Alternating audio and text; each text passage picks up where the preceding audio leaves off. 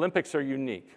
They involve 30+ sports. They involve an Olympic village. And so we try to do what we can. We will never fully simulate what that experience is like. Of course, the ball is the same, the dimensions are the same, the rules are the same, but the stuff outside the actual court is very different at the Olympics. So in trying to apply stress, we're trying to simulate that. And I think we've gotten better at it over the years.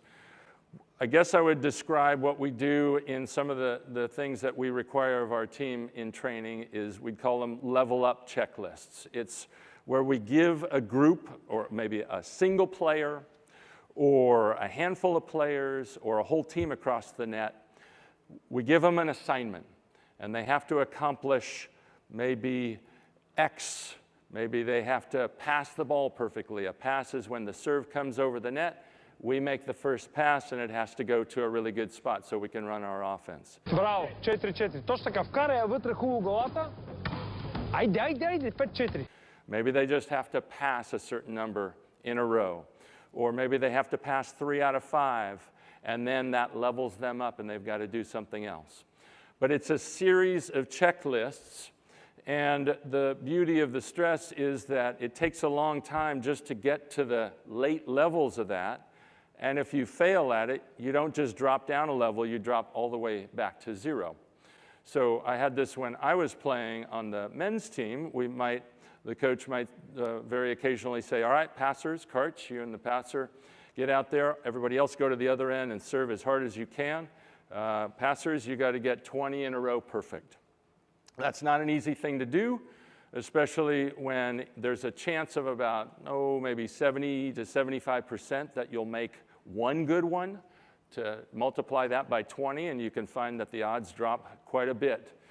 The longest ever took us was close to 2 hours, and of course our team was getting mad at us, and so there's some extra stress there because we couldn't leave the gym and go eat lunch. This was after practice until we accomplished this task. And we try to do the same things with our USA women's team, and they have raved about some of these challenges to us in terms of how it can approximate some of the stress of competition. A good example of that was earlier this year, after we had a disappointing World Championships last year in 2018, we finished 5th and played below our potential. We decided that we needed to bring in some younger talent.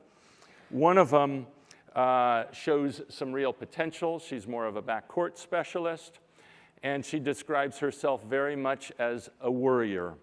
And so clearly she has a lot of thoughts coming into her head, worrying about what might happen. And the very first day, we threw her into the deep end, and we had one of these passing challenges. And all of this stuff came back to her. This fear that, what if I crash and burn? What if I'm not good enough? What if, questioning her training that she had had before she ever spent time in the USA gym. All of those things came back as she struggled and was not able to accomplish one of these level up checklists.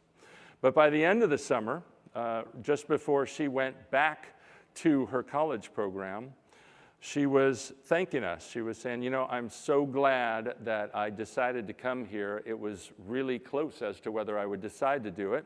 I almost turned around and went home after that first day, but I stuck with it. And the skills that you all talk about and that we have developed here were huge for me. And so she felt like she had taken a big leap in her ability to handle some of the less productive thoughts that come up in her head.